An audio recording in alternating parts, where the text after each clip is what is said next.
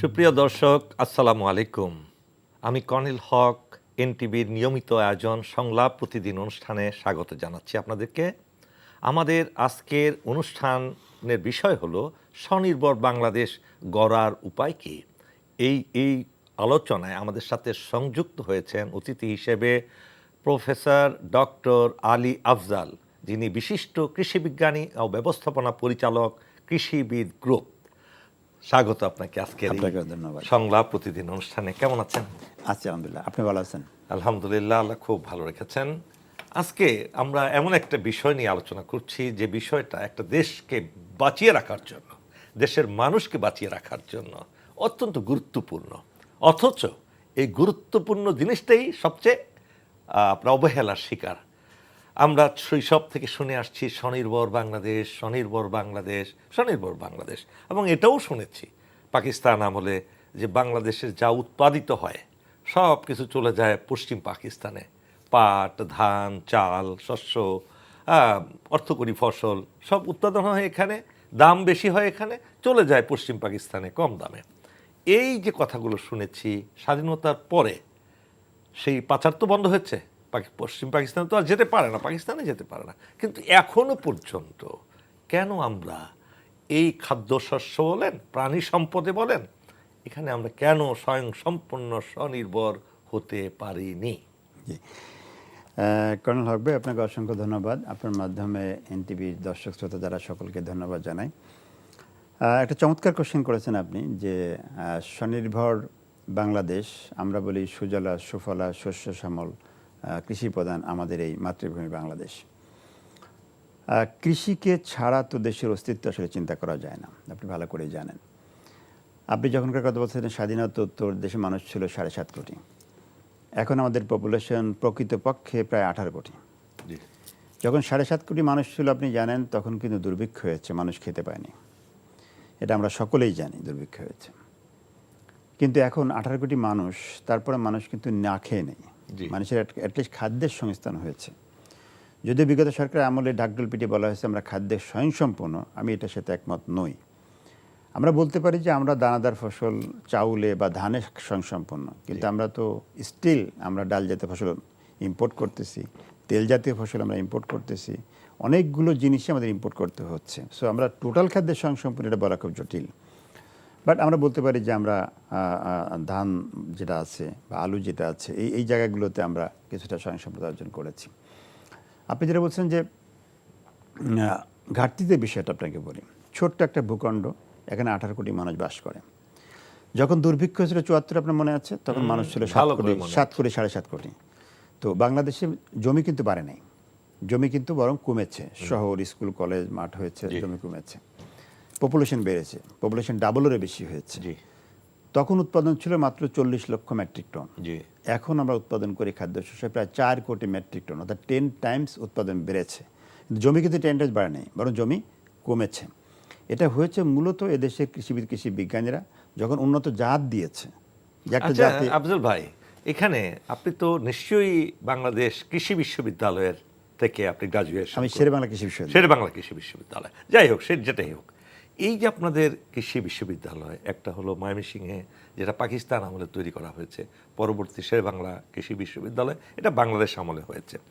আপনাদের এখান থেকে যে প্রযুক্তি, নিত্য নতুন প্রযুক্তি এখান থেকে আরও বেশি বেশি হওয়ার কথা ছিল, যা হচ্ছে, এটা কি যথেষ্ট আমাদের দেশের জন্য, যে উদ্ভাবন শক্তি ইত্যাদি ইত্যাদি বিষয়?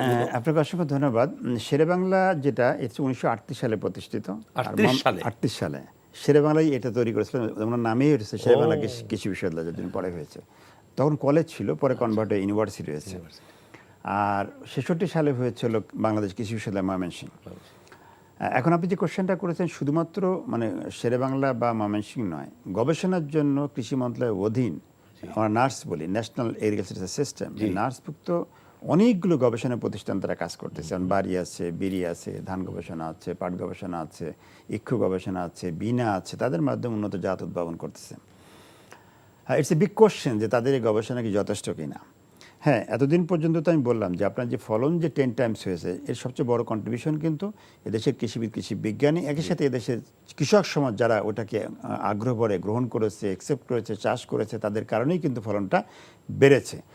বাট আমাদের মনে রাখতে হবে বর্তমান যে পপুলেশন গ্রোথটা আছে এটা 2050 সালে হয়ে যাবে আপনার 25 কোটি, আচ্ছা। 2100 সালে হবে 35 কোটি, 35 কিন্তু জায়গা বাড়বে না। সো তাহলে আমাকে আরও উৎপাদনশীল জাত দিতে হবে, নাহলে 35 কোটি মানুষ খাবে কি করে, তাদের খাদ্য সংস্থান কোত্থেকে হবে? তো সেজন্য আপনি যেটা বলছেন রাইটলি বলেছেন যে এই গবেষণা পর্যাপ্ত নয়, আমাদেরকে আরও উন্নত প্রযুক্তি ব্যবহার করতে হবে এবং প্রোডাক্টিভিটি ইউনিট এরিয়াতে আমাদেরকে আরও বেশি অনেক বেশি বাড়াতে হবে, তাহলে আমরা কিন্তু এই 35 কোটি মানুষের খাদ্যের সংস্থান করতে পারবো। অনেকে হতাশা ব্যক্ত করে যে এত পপুলেশন হলে মানুষ না খেয়ে মারা যাবে। আমি বলছি নো, নেভার, কখনো মানুষ না খেয়ে মারা যাবে না। আল্লাহ সুবহানাহু ওয়া তাআলা ভূখণ্ড দিয়েছে, মানুষ দিয়েছে, খাবারের ব্যবস্থা করেছে, বাট সেই বুদ্ধি এবং সেই চিন্তা যেটা উন্নত প্রযুক্তি উদ্ভাবন করার দায়িত্ব হচ্ছে আমাদের। যে এখন ধরেন কথার কথা যদি 1 বিঘা জমিতে 30 মণ ধান হয়, আমি যদি এটাকে ডাবল করতে পারি প্রোডাক্টিভিটি, তাহলে কিন্তু 18 কোটি থেকে 36 কোটি মানুষের কিন্তু খাবার আমরা দিতে পারবো। যেটা সাস্টেইনেবল এগ্রিকালচার, সাস্টেইনেবল এগ্রিকালচার এবং মডার্ন এগ্রিকালচার। একই সাথে আমি উন্নত জাত বলবো না, এটার সাথে আপনার ম্যানেজমেন্ট লাগবে, আপনাকে ইরিগেশন দিতে হবে, আপনাকে ধরেন যে তার সাথে ফার্টিলাইজার আছে, তারপরে কিছু মেকানাইজেশন যেতে হবে। এখন তো সব ম্যানুয়ালি হচ্ছে। আপনার কথার সাথে একটু আমি যোগ করতে চাই, আমরা যখন ছোট ছিলাম, এই পাকিস্তান আমল কিংবা বাংলাদেশ হওয়ার পরের কথাই বলি না কেন, তখন পুরো গ্রাম ঘুরে আপনার ডিম কিনতে হতো মানুষের, যদি ডিম মুরগি এগুলো কিনতে হতো, সব ঘরে ডিম হতো না, হ্যাঁ, বা জামাই আসলে একটা মুরগি জবাই করার জন্য মুরগি কিনতে হতো, মোরগ কিনতে হতো। কিন্তু সেই সময় লোক ছিল 7.5 কোটি, এখন 18 কোটি লোক হওয়ার পরেই কিন্তু আমরা ডিম অ্যাভেলেবল পাচ্ছি, মুরগি অ্যাভেলেবল পাচ্ছি, হয়তো সেই দেশি মুরগি পাই না, কিন্তু ফার্মের কিংবা ব্রয়লার তো পাচ্ছি আমরা। তো অনেক উন্নতি হয়েছে, কোনো সন্দেহ নাই। আপনার কাছে আমাদের জিজ্ঞাসা হলো, এই বলেন যে অল্প ছোট্ট দেশ হলেও আপনি কি বলতে পারেন যে বাংলাদেশের কৃষি জমি যেগুলো আছে সবগুলোতে চাষাবাদ হয়, অনাবাদি পড়ে নাই? হ্যাঁ, আপনি চমৎকার কথা বলেছেন যে অনাবাদি জমি নাই আমি বলবো না। আমরা যেটাকে বলি যে একই জমিতে এক বছরে একটা ফসল করা যায়, 2টা করা যায়, 3টা করা যায়, কোনো জায়গায় আমি বলবো যশোর এবং কুমিল্লাতে 5টা পর্যন্ত হয়। আবার আপনি যদি সাউদার্ন বেল্টে যান, সমুদ্রের পাড় দিয়ে, স্যালাইনিটির কারণে কিন্তু একটা ফসলে কখনো হয় না। আবার আপনি যদি ইয়েতে যান, পূর্ব দিকে যান, বান্দরবন, রাঙ্গামাটি, খাগড়াছড়ি, বিশাল পাহাড়ি এলাকা আছে, সেই এলাকা কিন্তু আমাদেরকে এক্সপ্লোর করা হয়নি। তার অনেক জায়গায় কিন্তু এখনো আমাদের চাষে ভালোভাবে আয়ত্তে আসে নাই। তো এই জায়গাগুলো একই সাথে বরেন্দ্র একসময় ছিল সমস্যা, বরেন্দ্রের ইরিগেশন সিস্টেম চালু হওয়ার কারণে ওই এলাকাটা মোটামুটি এটা কন্ট্রোলে আসছে। তো এই যে স্যালাইন যে বেল্টটা আছে, এটা বিশাল এলাকা, কিন্তু এই বিশাল এলাকা প্লাস পাহাড়ি এলাকা যদি কাজে লাগানো যায় এবং সেখানে যদি 3 ফসল যদি কনভার্ট করা যায়, কিছুই না, জাস্ট বিজ্ঞানীদের কাজ করতে হবে যে আমাদেরকে সল্ট টলারেন্ট ভ্যারাইটি বের করতে হবে, লবণাক্ত সহিষ্ণু ভ্যারাইটি বের করতে হবে। একই সাথে কোনো এলাকা আপনি জানেন যে ফসল, বিশেষ করে হাওড়া এলাকায় দেখেন একটা ধান হয় এরপর পানিতে ডুবে যাচ্ছে, তাহলে আমি যদি মানে এক্সেস আমরা ওয়াটার বলি বা অতিরিক্ত পানি বা যদি হয়, সেখানে যে আবার অতিরিক্ত খরাও আছে, খরার কারণে ফসল নষ্ট হয়, তাহলে অতিরিক্ত ড্রাউট টলারেন্ট ভ্যারাইটি, একেবারে submerse tolerant variety, salt tolerant variety বিজ্ঞানীরা বের করতে পারে, তাহলে ওই সমস্ত জায়গায় কিন্তু আমরা ফসল করতে পারবো। একই সাথে মাল্টিপল ফসল করা কিন্তু সম্ভব। তো এই জায়গাগুলো এক্সপ্লোর করার সুযোগ রয়েছে। নট অনলি দিস, আপনি জানেন যে বিশ্বে এখন কিন্তু মাটি ছাড়া ফসল হয়, হাইড্রোপনিক করা হচ্ছে, তারপরে আপনার বিভিন্ন টায়ার করে অল্প জায়গায় অনেকগুলো টায়ার করে কিন্তু আপনার চাষ করা শুরু হয়ে গেছে। তো এইগুলো যদি এক্সপ্লোর করা হয় তাহলে কিন্তু এই জায়গায় কোনো সমস্যা না, এটাকে আমরা কিন্তু ব্যাপকভাবে কাজে লাগাতে পারবো। আরেকটি যে আপনি বলতে চাই সেটা হচ্ছে যে ব্লু ইকোনমিক, যেটা আপনি জানেন যে বিশাল বাংলাদেশে একটা বিশাল এরিয়া কিন্তু সমুদ্র, এই সমুদ্র কিন্তু আনএক্সপ্লোর হয়ে গেছে। বিগত সরকারের আমলে কিন্তু এগুলো কিন্তু হাত দেওয়া হয়নি, দেখা হয়নি, চিন্তাও করা হয়নি, কারণ তারা অন্য জিনিস নিয়ে ব্যস্ত ছিল। এই যদি বিশাল সমুদ্রটাকে যদি এই ব্লু ইকোনমিক কাজে লাগানো হয়, কারণ এগ্রিকালচারে যদি আপনাকে পিওর ডেফিনেশনটা বলি, অনেকের মধ্যে ভুল ধারণা যে কৃষি মানে তো শুধু চাষবাস, নো। অ্যাজ পার এফএর definition, crops, live stock, fisheries, 3টা মিলেই হচ্ছিল এগ্রিকালচার। সো লাইভ স্টক আমাদের আগাতে হবে, ফিশারিজ আগাতে হবে। ফিশারিজ আমরা শুধু সুইট ওয়াটার ফিশে আমরা কিন্তু এখন গ্লোবালি এখন দ্বিতীয় তৃতীয় পজিশনে চলে আসছি, কিন্তু একই সাথে আমাদের এক্সপ্লোর করতে হবে যে আমাদের সি যেটা আছে, ওশান যেটা আছে, নদী যেটা আছে, সেখানে আমাদের কাজে লাগাতে হবে। তাহলে আপনি যদি ব্লু ইকোনমিক্সটা কাজে লাগাতে পারি, আমাদের কিন্তু এগ্রিকালচারে, কৃষিতে একটা বিশাল অবদান ওখান থেকে এখানে আসবে, এতে কোনো সন্দেহ নাই, নো ডাউট ইট।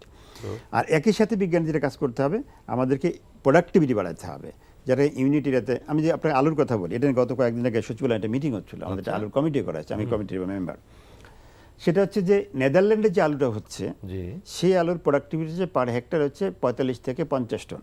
আচ্ছা। আর আমাদের দেশে ভ্যারাইটি আমরা যেটা বের করেছি বিজ্ঞানীরা, সেখানে কিন্তু 20 থেকে 22 টনের মধ্যে আছে, অর্ধেকেরও কম। তার মানে আপনি দেখেন যে আলুর প্রোডাকশন হচ্ছে আমাদের জন্য সাফিসিয়েন্ট। তাহলে আমি এই যে জমিতে চাষ তার অর্ধেক জমিতে খালি ভ্যারাইটি রিপ্লেস করবো, এই ভ্যারাইটি না দিয়ে নেদারল্যান্ডে ভ্যারাইটি দিয়ে দেই, তাহলে আমার কিন্তু প্রোডাকশন একই পাবো, আর সেম জমিতে করলে আমি ডাবল প্রোডাকশন পাবো।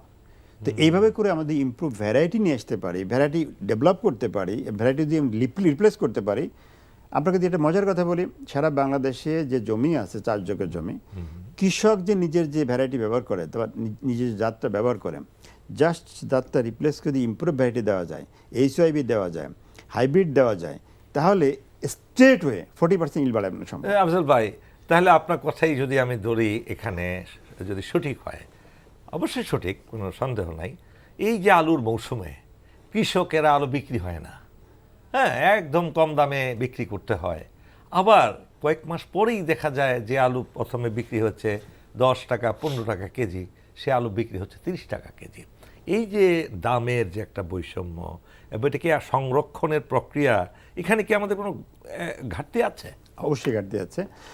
একটা হচ্ছে যে মাঝে মধ্যে মিডিয়াতে আমি সেটা আমার সাথে অনেকবারই ঝগড়া হয়েছে, অনেক মিডিয়াতে এসে সবাই খেলে বলে দাম কমাও, দাম কমাও, দাম কমাও।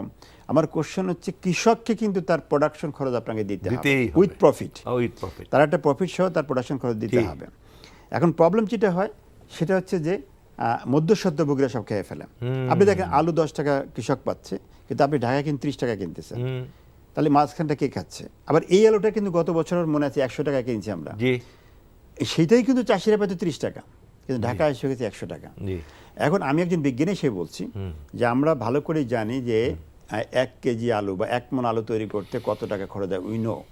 তাহলে আমরা যে গভর্নমেন্টের পলিসি সাপোর্ট, এটা রাষ্ট্রকে সিদ্ধান্ত নিতে হবে যে এর দাম ফিক্স করে দেবে।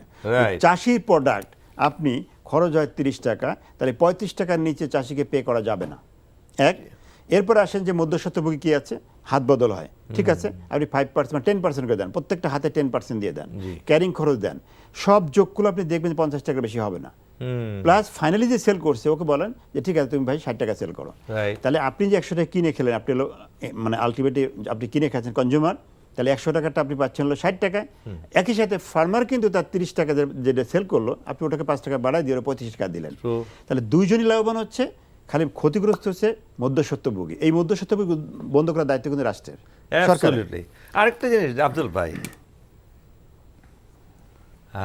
জাস্ট ছোট্ট একটা প্রশ্ন, সেটা হলো দেখেন, আমরা শের দরে কিংবা কেজি দরে চাল কিনতাম, ডাল কিনতাম, আটা, লবণ, চিনি, পেঁয়াজ, যা কিছুই হোক না কেন, এখন ওয়ান স্টপ শপিং মলে একটা প্যাকেট করে ফেলে।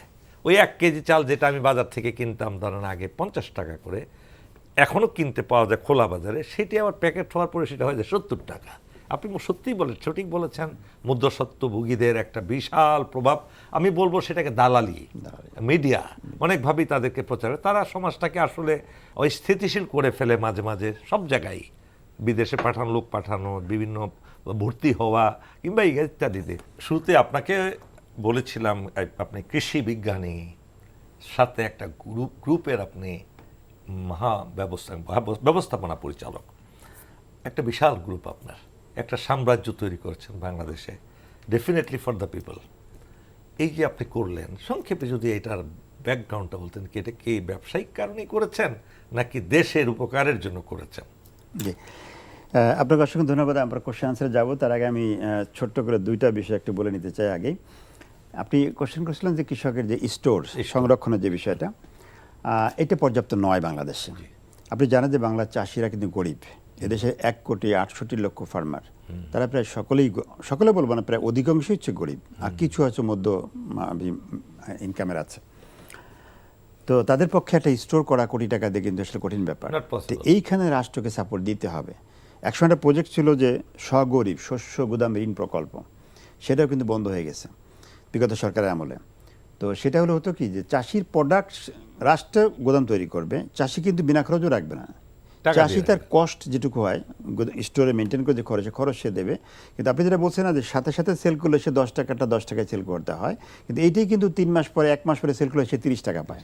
তাহলে ওই জায়গাটুকু তার কিন্তু নাই, তো এই সুযোগটা তাকে দিতে হবে, এটা রাষ্ট্রকে উদ্যোগ নিতে কিভাবে হবে। দিবে রাষ্ট্র? আপনি দেখেন, রাষ্ট্র তো প্যাট্রোনাইজ করে সেই অসৎ শিল্পপতিদেরকে। আমি দেখেছি সেই প্রত্যন্ত অঞ্চলে এক শিল্পপতি 1,000 কোটি টাকা ওই জায়গার উপর একটা লোন নিয়ে একটা কোল্ড স্টোরেজ করে। সে এটা দিয়ে ওই টাকা তো খরচ করেই না, ওখান থেকে 90% টাকা অন্যদিকে সরিয়ে নেয়। 1,000 কোটি টাকা লোন নিয়ে সে হয়তো 4 থেকে 5 কোটি টাকার মধ্যে স্টোর করে ফেলে, বাকিটা সব বাকিটা এই যে এই অনৈতিকতা একটা আপনার লাখ মানে লাখ কোটি টাকাতে এভাবে পাচার হয়ে এইভাবে। গেছে। তাহলে কোন জায়গায় আপনি হাত দিবেন? সরকার তো দিচ্ছে, কিন্তু সরকারের যে আমরা তো অনৈতিকতা তো আমরা সেটা দেখতে পাচ্ছি না। সেটাই। তো যাই হোক, এরপরে যে বিষয়টা আপনি বলছেন, আমি আরেকটা বিষয় একটু আপনাকে টাচ করে আমি আপনার পয়েন্টে যাচ্ছি। আরেকটি যে চাষিকে সাপোর্ট দিতে হবে। আপনি দেখেন বাংলাদেশে প্রায় সব ব্যবসা, সব প্রোডাক্টেরই কিন্তু একটা ইন্স্যুরেন্সের ব্যবস্থা আছে। একজন গার্মেন্টস যদি পুড়ে যায়, গার্মেন্টস মালিক কিন্তু ইন্স্যুরেন্সের সাপোর্ট পায়, বা তার জাহাজটা পুড়ে যদি ডুবে যায়, সে ইন্স্যুরেন্সের সাপোর্ট পায়। এভাবে প্রায় অলমোস্ট সকলেই পায়, এক্সেপ্ট বাংলার চাষি। এই গরিব মানুষগুলোর কোনো সাপোর্ট নাই। আপনি দেখেন যদি 5,000 মুরগি থাকে, তাদের মারা যায় একটা হয়তো বার্ড ফ্লু ডিজিজে, সে কিন্তু কোনো সাপোর্ট পায় না, কারণ বাংলাদেশে কৃষিভিত্তিক কোনো ইন্স্যুরেন্স নাই, কৃষি কোনো ইন্স্যুরেন্স নাই। আপনি হাওড়া এলাকায় দেখেন ধান হঠাৎ করে ডুবে গেল, পাকা ধান, কিন্তু তার ডিসি সাহেব করে কি 2 কেজি চাল নিয়ে তার সাহায্যের জন্য দাঁড়ায়। হোয়াই সাহায্য? আপনি ইন্স্যুরেন্সের ব্যবস্থা করেন, ক্রপ ইন্স্যুরেন্স করেন, আপনি লাইভ স্টক ইন্স্যুরেন্স করেন, তাহলে তার সাপোর্টটা পাবে। আমি অসংখ্যবার বলেছি বিগত সরকারের আমলে, কিন্তু কেউ এটাকে আমলে নেয়নি, ওনারা অন্য তালে ব্যস্ত ছিলেন। তো এই দুইটা থেকে আপনার মাধ্যমে আমি সরকারকে অনুরোধ করব যে এই যত তাড়াতাড়ি সম্ভব চাষিদের জন্য এই কৃষি ইন্স্যুরেন্সের ব্যবস্থা করতে হবে, ক্রপ ইন্স্যুরেন্স করতে হবে, লাইভ স্টক ইন্স্যুরেন্স করতে হবে, ফিশারিজ ইন্স্যুরেন্স করতেই হবে। এরপর একটি যে বিষয়টা আপনি বলেছেন যে আমাদের গ্রুপ সম্পর্কে, আমি আপনাকে একটি ছোট্ট করেই বলছি যে আমি ব্যক্তিগতভাবে 2টা চেতনা লালন করি। একটা হচ্ছে আল্লাহ সুবহানাহু ওয়া তাআলা আমাকে এই বাংলাদেশের ভূখণ্ডে শুধুই সৃষ্টি করে পাঠান নাই। সো এটা হচ্ছে একটা চেতনা, যে একটা সুস্পষ্ট দায়িত্ব কর্তব্য দিয়ে আল্লাহ আমাকে এখানে পাঠিয়েছেন। আমি যদি সেটা ঠিকমতো পালন করি, তাহলে আমি যে জান্নাত থেকে আসছি জান্নাতে ফিরে যেতে পারবো। তো এটা আমার একটা প্রথম চেতনার জায়গাটা। সো আমাকে ওইটা পালন করতে হবে, যে আল্লাহ যেগুলো করতে বলেছে সেগুলো করা, যেগুলো করতে বলেন না সেগুলো না করা। মানবতার কল্যাণ, কৃষকের কল্যাণ, জাতির কল্যাণ, এই সবই হচ্ছে আল্লাহর পক্ষ থেকে নির্দেশনা। নাম্বার 2, আমি যে বড় হয়েছি, আমার বড় হওয়ার পিছনের এই বাংলাদেশের চাষি কৃষকের ঘামের টাকা জড়িত আছে। আমি হয়তো বলতে পারেন যে আমার পড়াশোনার জন্য আমার বাবা মা টাকা দিচ্ছে, ইটস ট্রু, বাট আমার কোশ্চেন হচ্ছে যে আমি স্কুলে পড়েছি, ইটস এ পাবলিক প্রপার্টি। আমি কলেজে পড়েছি, it's a public property, it's not my family property. আমি ইউনিভার্সিটি পড়ছি, it's not my family property, it's public property. আমি যখন পিএইচডি করেছি অস্ট্রেলিয়াতে, তখন 5টা বছর সরকার আমাকে ফুল টাকা দিয়েছে, আমার ফ্যামিলিকে থাকার ব্যবস্থা করেছে, আবার এদিকে দেশেই আমার কিন্তু বেতন জমা হয়েছে। So it's a public property. আমি যে কথাটি বলতে চাই, I have to pay back to my nation. জাতির কাছে আমার এই দায়বদ্ধ রয়েছে। এই দায়বদ্ধ চেতনা থেকেই এই কৃষি গ্রুপটা করা। আমি গভর্নমেন্ট চাকরি করেছি, আপনি জানেন যে আমি বিজ্ঞানী ছিলাম, এবং সর্বশেষ আমি কৃষি মন্ত্রণালয়ে কাজ করেছি। তো একজন বিজ্ঞানী হিসাবে কাজ করার সময় আমি চেতনাটা আসছে। যদি বিগত সরকার 2009 সালে আমাকে চাকরি থেকে মানে বরখাস্ত করা হয় বা চাকরি ছেড়তে বাধ্য হয়েছি। তো এনিওয়ে আলহামদুলিল্লাহ, আমি বলি যেটা আমি কোনো কষ্ট নেই মনে আমার, যে শেখ হাসিনার সরকার চাকরি খেয়েছিল বলেই আমি এই কৃষি গ্রুপটাকে এত বড় করতে পেরেছি। এই গ্রুপের অধীনে এখন হাজার হাজার কর্মকর্তা কর্মচারী চাকরি সংস্থান হয়েছে। এই গ্রুপের অধীনে প্রায় 33টা পাবলিক প্রাইভেট লিমিটেড কোম্পানি আছে। আমরা শুরু করেছিলাম মাত্র 30,000 টাকা দিয়ে। এই গ্রুপের এখন অ্যাসেট হচ্ছে প্রায় 10,000 কোটি টাকা। কৃষি ভিত্তিক যদি বলি, বাংলাদেশে কৃষি গ্রুপ নাম্বার 1। এই সেন্সে এককভাবে হয়তো আমার কোনোটাই বড় না, যেমন কাজী, তার ফিডস আর চিক্স আছে, আর কিছু কিন্তু না। আপনি যদি বিদেশি কোম্পানি বলেন, সিপি আছে, তার ওই যে ধরেন বাচ্চা আছে মুরগির, আর হচ্ছে ফিড আছে। তো কৃষি গ্রুপ হচ্ছে এমন একটা গ্রুপ যেটা ফার্মারদের জন্য আমরা বলি অনেস্ট অফ সার্ভিস প্রোভাইডার। অর্থাৎ কৃষির জন্য, কৃষকের জন্য, খামারির জন্য যা দরকার তার সব কিছুই আমরা একটা হাউস থেকে, একটা জায়গা থেকে দিতে পারি। আপনাকে যদি এক্সাম্পল দিই, চাষি শুরু হয় চাষ দিয়ে, ট্র্যাক্টর, পাওয়ার, ডিজেল ইঞ্জিন, ওয়াটার পাম্প, এটা আমাদের আছে। এরপরে শুরু হয় সিড, বীজ। আমাদের সিড, বিশাল সিড ইন্ডাস্ট্রি, R&D সহ। অনেকে কিন্তু সিড বিদেশ থেকে জাস্ট ইম্পোর্ট করে প্যাকেট করে সেল করে, বাট আমার নিজস্ব R&D, আমরা নিজস্ব ভ্যারাইটি ডেভেলপ করছি। এ পর্যন্ত আমাদের 66 প্রায় 66টা ভ্যারাইটি আমরা নিজেরা উদ্ভাবন করেছি, সেটা আমরা মানে ফার্মারদের দিচ্ছি, সেল করতেছি। সিডের পরে লাগছে ফার্টিলাইজার, ওটা আমাদের আছে। ফার্টিলাইজার পরে লাগছে ইনসেকটিসাইড, পেস্টিসাইড, যারা ক্রপ কন্ট্রোল করার জন্য, ওটা আমাদের আছে। তারপরে আসে হলো যে হারভেস্ট করার সময় হারভেস্টার, কম্বাইন হারভেস্টার, রিপার, এটা আমাদের আছে। এটা ক্রপ সাইড। লাইভ স্টপে ওই যে ডে ওল্ড চিক যারা বাচ্চা, হ্যাচারি আছে, তারপরে লেয়ার ফার্ম। আমাদের লেয়ার ফার্মে প্রতিদিন প্রায় 1,40,000 ডিম হয়। হ্যাঁ, ডিম আমি ফ্রি খাই না, কিন্তু হক ভাই সবচেয়ে মজার দিয়ে আচ্ছা সকালবেলা যখন আমি শুনি যে আমার আজকে 1,37,000 ডিম হয়েছে, আচ্ছা আমি তখন চিন্তা করি যে আজকে বাংলাদেশের 1,37,000 মানুষ আমার ডিম খাবে। ইটস মাই স্যাটিসফ্যাকশন, এবং আমরা চেষ্টা করি সেটা ভালোভাবে করার জন্য। তো পোলট্রি সবই আমাদের আছে। এবার চিকেন যে মিট যেটা আছে, ব্রয়লার ফার্ম, কক ফার্ম, সেটা আমাদের আছে। ডেয়ারি ফার্ম আছে, ক্যাটেল ব্রিডিং ফার্ম আছে। ফিশের ক্ষেত্রে আমাদের ময়মনসিংহে যে ফিশ হ্যাচারি প্রায় 100 একর জায়গার উপরে সবচেয়ে লার্জেস্ট ফিশ হ্যাচারি। আচ্ছা বাংলাদেশে হয় সকল মাছের পোনা আমরা উৎপাদন করি এবং সাশ্রয় মূল্যে কৃষকদের, চাষিদেরকে দেওয়ার চেষ্টা করছি। আব্দুল ভাই আমি বুঝলাম, এরপরে আছে ফিড, পোলট্রি ফিড, আমি ফিশ ফিড, বুঝেছি আপনার বিশাল একটা সাম্রাজ্য। শুধু সংক্ষেপে বলবেন যে ধরেন আমাদের উদ্যোক্তাদের মাধ্যমে আপনি একজন বিশাল এক বড় মাপের উদ্যোক্তা, এটা কি আপনার চিরদানের পরেও পৃথিবী থেকে তো আপনি থাকবেন না, অনেক প্রতিষ্ঠান থাকে না, যে উদ্যোগ নেন তিনি চলে যাওয়ার পর সেটা ধ্বংস হয়ে যায়, আপনি কি এরকম কোন ব্যবস্থা করেছেন ইট ইজ সাস্টেইনেবল? জি, অসংখ্য ধন্যবাদ আপনাকে। আমাদের এই গ্রুপটা একটা ইউনিক গ্রুপ, কিছুই গ্রুপ। কারণ আপনারা জানেন বাংলাদেশে প্রায় অধিকাংশ কোম্পানি কিন্তু ব্যক্তি মালিকানা, স্কয়ার বলেন, প্রাণ বলেন, পারিবারিক প্রতিষ্ঠান। কিন্তু আমার এটা হচ্ছে আলাদা প্রতিষ্ঠান। আচ্ছা, বাংলাদেশের 6,500 জ্ঞানী গুণী শিক্ষিত কৃষিবিদ এটার মালিক, এটা ওনার। মাশাআল্লাহ। So it's a real corporate বলতে হবে। অনেকে কর্পোরেট দাবি করে, কিন্তু কর্পোরেট কালচারটা তারা মেনটেন করে না। আমার 33টা কোম্পানি, প্রত্যেকটা আলাদা এমডি আছে, আলাদা বোর্ড আছে, এবং সেখানে ডিএমডি আছে, আলাদা সেট আপ আছে, প্রত্যেকটা আলাদা বোর্ডের সিদ্ধান্ত হচ্ছে। আর সেন্ট্রালি একটা আমাদের এক্সিকিউটিভ কমিটি আছে, যেমন আমি পুরো গ্রুপের এমডি, ওই এমডিরা তো প্রত্যেকটা কোম্পানি এমডি, আমি হচ্ছে ফুল গ্রুপের এমডি। একইভাবে গ্রুপের একজন চেয়ারম্যান আছে। তো এভাবে একটা কর্পোরেট কালচার আমরা ডেভেলপ করার চেষ্টা করছি, যে ব্যক্তির অ্যাবসেন্সগুলো সমস্যা না হয়। আমি যদি একবার ডাইরেক্ট এক্সাম্পল বলি, আমি একটা অ্যাক্সিডেন্ট করে প্রায় 3 মাস মানে অসুস্থ, আচ্ছা, কিন্তু আলহামদুলিল্লাহ আমার গ্রুপের কিন্তু একটি কাজও বন্ধ নাই। তো আমি বিশ্বাস করি আমার অ্যাবসেন্সে, আমার অবর্তমানে এই গ্রুপ চলবে ইনশাআল্লাহ। তবে এটা এমন না যে অন্য গ্রুপের মতো যে বাবার অ্যাবসেন্স তার ছেলে মালিক হবে, আমাদের প্যাটার্নটা এরকম না। আমার এখানে প্যাটার্ন হচ্ছে প্রত্যেকটা কোম্পানিতেই শেয়ার হোল্ডার আছে, তাদের ভোটে বোর্ড হয়, সেই বোর্ড স্বাধীনভাবে কিন্তু এই কোম্পানি পরিচালনা করে। মানে প্রকৃত গণতান্ত্রিক পন্থাই গণতান্ত্রিক পন্থা এবং রিয়েল কর্পোরেট কালচারটা আমরা লালন করি। দেশ ও জাতি শিক্ষা একসাথে। আব্দুল ভাই, আপনার কথা একটা শব্দ এসছে, আপনি কিন্তু কৃষি মন্ত্রণালয়ে চাকরি করেছেন বলেছেন।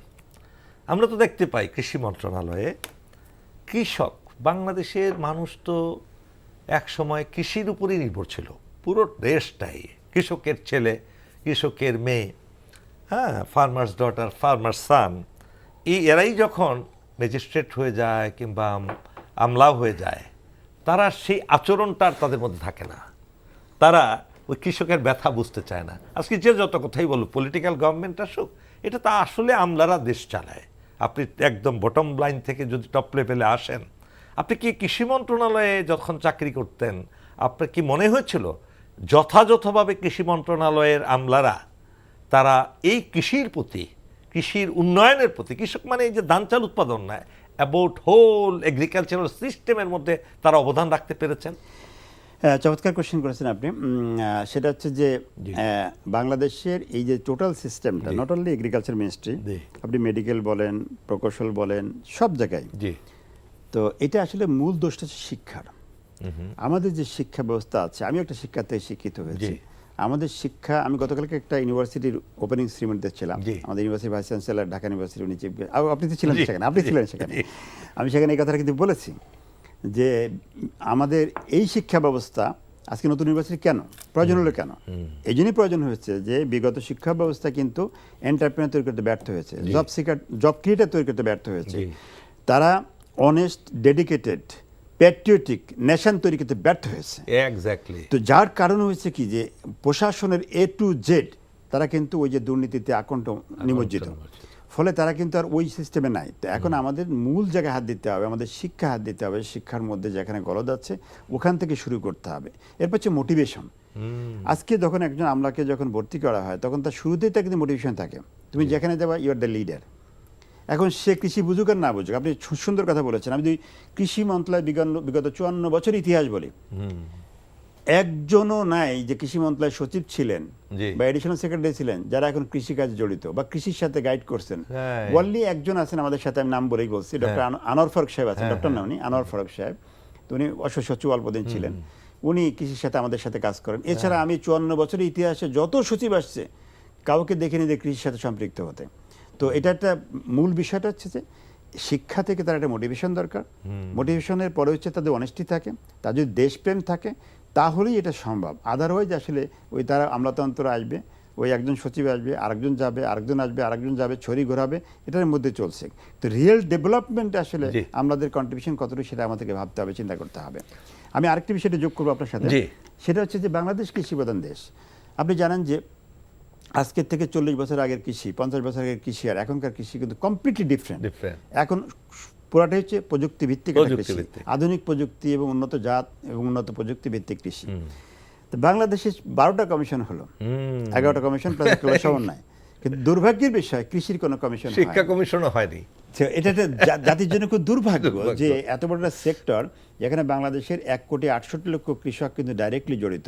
যদি প্রতি পরিবারের সংখ্যা আমি 5 জন করে ধরি তাহলে কিন্তু 9 কোটি মানুষ সরাসরি কৃষির সাথে জড়িত, এবং যে কৃষি না হলে বাংলাদেশের মানুষ না খেয়ে মারা যাবে, সেইখানে কোনো কমিশন করা হয়নি। তার মানে এটাকে গুরুত্ব দেওয়া হচ্ছে না। এবং ফর ইউ কাইন্ড ইনফরমেশন, আমার মনে হয় সমস্ত টিভি চ্যানেলগুলোর মধ্যে আজকে একটা প্রথম কৃষির উপরে, স্বনির্ভরের উপর আপনার অনুষ্ঠান করলাম। ধন্যবাদ আপনাকে। সুপ্রিয় দর্শক, এতক্ষণ আমরা স্বনির্ভর বাংলাদেশ গড়ে তোলার পন্থা সম্পর্কে শুনলাম। আপনারা নিশ্চয়ই শুনেছেন আমাদের কৃষি বিজ্ঞানী যে বর্তমানে বাংলাদেশের অন্যতম একজন ব্যক্তিত্ব ডক্টর আলী আফজাল, তিনি খুব সুন্দর করে ব্যাখ্যা করলেন। তিনি তার নিজের দায়িত্ব, যেটা একটা দেশের প্রতি, জাতির প্রতি, সে দায়িত্বের পালনের সেই স্পৃহা নিয়েই এই কাজে নেমেছেন।